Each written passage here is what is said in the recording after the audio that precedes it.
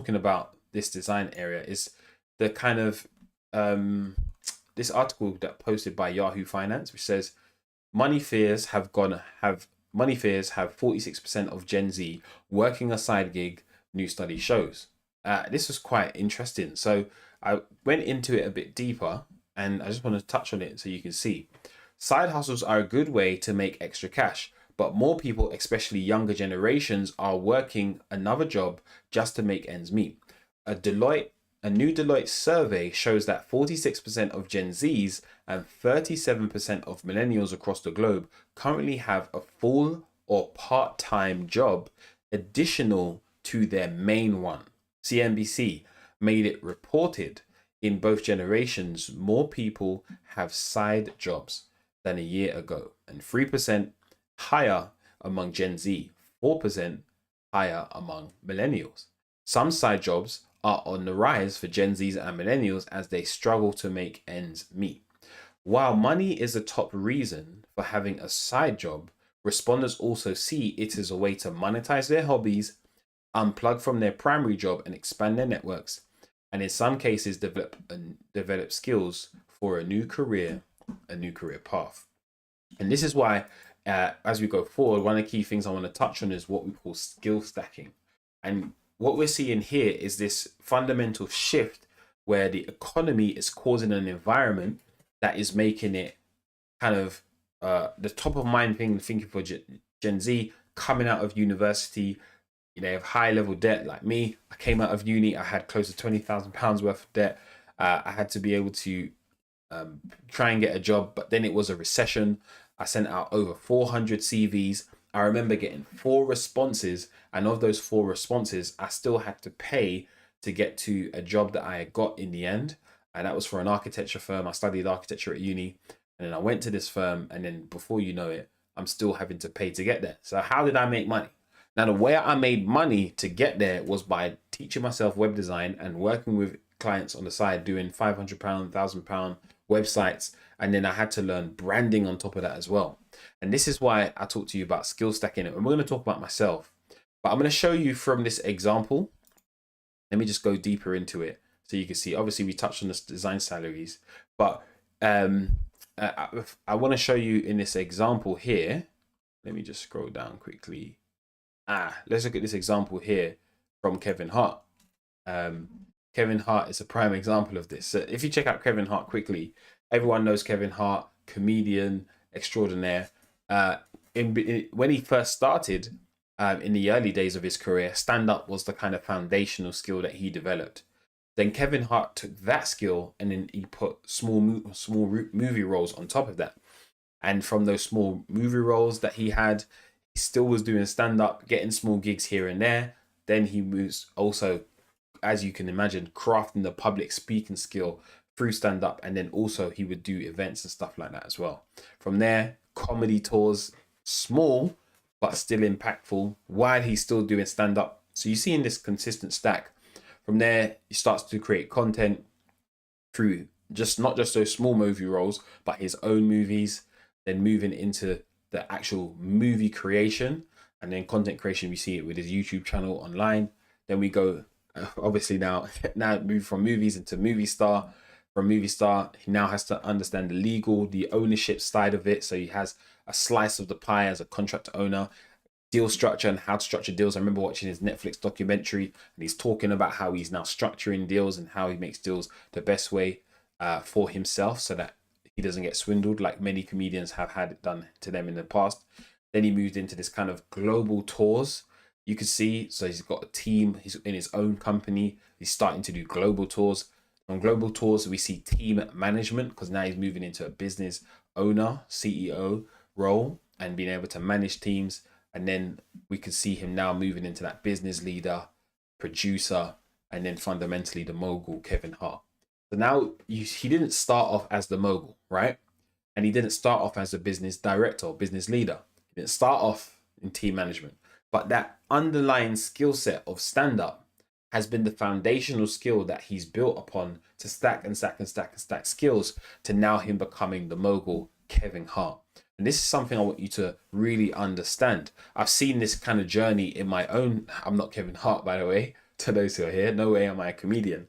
But we can see through team management, recruitment, stakeholder management, roadmap development, managing people, and then obviously business leader. He's the visionary, leading others, servant leadership, etc.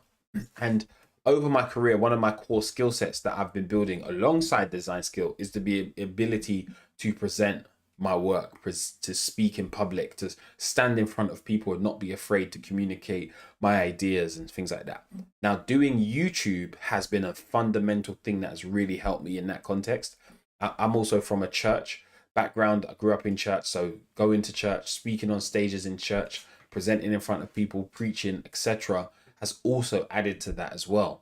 So when you combine that with my design skill and I present in front of people, I have the ability to communicate very well. And that is not because of my own help, it's because over the years, people given me opportunity. Now, one of the key things I also did early on in my career is I had a side hustle when I first started as a designer. So I was freelancing as a designer. And then I remember I just found this Vimeo page here where you can see some of like my old videography work that I used to do when I was a freelance wedding designer. And then sometimes I get called to do like photography jobs as well. I remember I do photography jobs, and you can see here, this is like, what was this again? Sorry for the music. This was a job that I did for someone where it was literally just their wedding day, and I was just like doing their pictures as well. Here, this was me doing something for Advent Shelter for a church, Seventh-day Adventist church that I'm part of. And then this was all around a homeless shelter during the Christmas. I did a video for them to showcase how they help the homeless and stuff like that. So these are key things I wanted to show you, because I want to show you it's not about where you start. Now, why do I say that? I was doing this freelance, but me learning the skills of videography helped me with my YouTube channel to know how to build a YouTube channel. And that, combined with my design skill, combined with my ability to present, also now starts to stack up. So 2011, I graduated from uni. Graphic design is the thing I know because I studied architecture at uni and I had to graphically present my work. So I'd use my graphic design skill to do kind of posters, flyers, etc. for people. Then it moved from there to start doing photography for people because I'd need to do photography at times to help me with the graphic design work. And then that led me to doing videography because I just was really interested in video. Me and my friends started a YouTube channel in 2011/2012. And then that allowed us to like talk about what we were doing through church and ministry and everything like that. That led to also me starting my own personal YouTube channel, speaking to designers. Then I had to learn how to brand myself and brand other companies I was working with as well, which then led to web design, because then I would have to create websites for the clients that I was working with. And this all kept building and stacking and growing. And before you know it, I'm learning SEO and digital marketing. I'm having to think strategically and learn strategy. There's some fantastic books that I've got. If you ever wanted to know some books on strategy, I'm having to learn sales and the ability to sell myself from stage, as well as the ability to sell myself to others and learn how to sell. And I'm still building that skill, all of these skills. And then I'm having to learn to generate leads and bring people in. Obviously, public speaking, I've spoken to you about that as well. And then management and managing people. Now I'm building my skills of leadership to be able to lead others. And then we see the advent of AI. So can AI really replace us? Maybe in some sense. Who knows what the future will bring? I don't know what the future will bring. But one thing I am aware of is that as you stack your skills, as you grow your skills bit by bit, you can then be in a much stronger place for whatever the future may bring. And we don't know what the future may bring, but what I can say is your ability to have a mindset of stacking skills means that when you see emergent technology, when you see new things, new shifts in the market, it's more of a mindset to say, wow, what an opportunity to learn a new skill. All right. So even now, me managing people, specifically recruitment, stakeholder management, roadmap development, managing people. Now, I'm not doing it to the level that Kevin Hart is, similar to what I showed you prior, but it's still the same skills, but just within a different context at a smaller business, whether it's my own or someone else's. The ability to manage people is a fantastic skill to gain. And then from the leadership side, I've been able to, in my church capacity, be able to do that on a personal outside of work. But now in my workspace, they're giving me more opportunity to be able to set vision, set direction, and grow as well. So this is why whether it's your own business, whether you're working in someone else's business, or whether you're doing it on the side through something that you really enjoy or some hobby, this kind of going forward and doing something new is super helpful and super essential as well.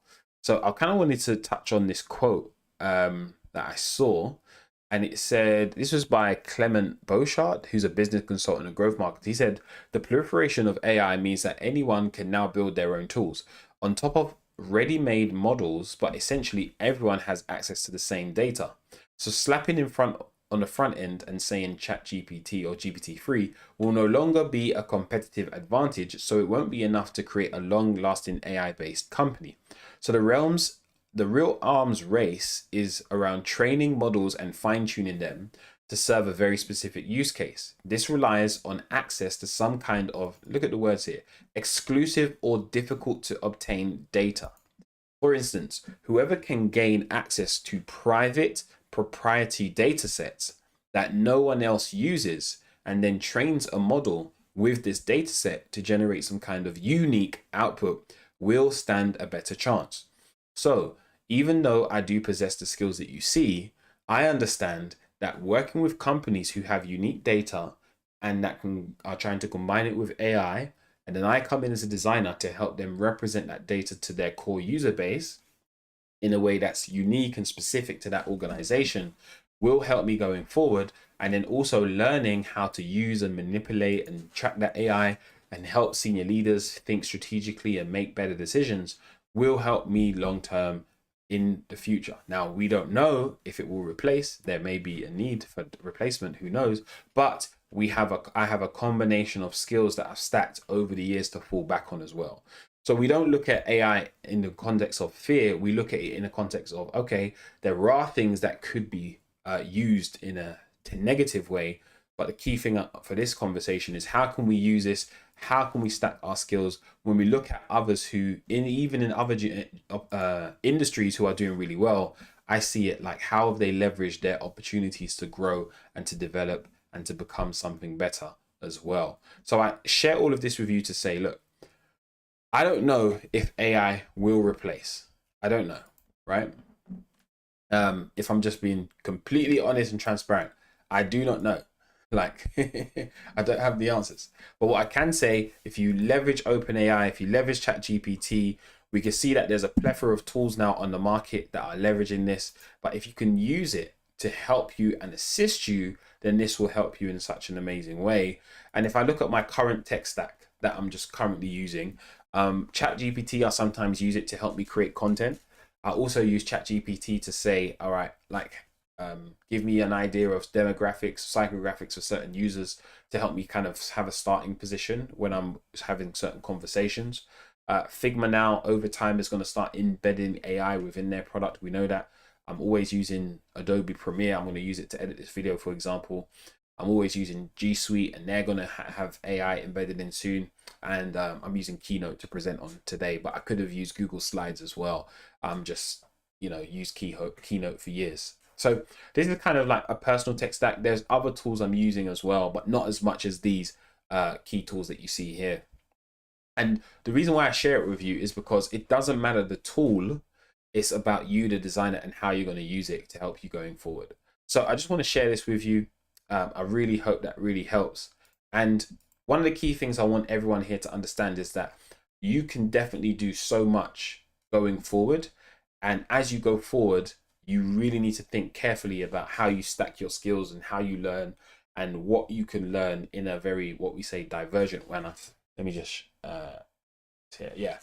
And what you can learn in a way that helps you going forward. So if you'd love to know more, just, I've got it here, visit my website, laithwallace.com. I'd love for you to just hit me up, go to my website. You've got a link there to email me. So my email is hello@laithwallace.com, hello@laithwallace.com. Send me an email, get in touch with me. Thanks so much for watching this video today, and look after yourself and your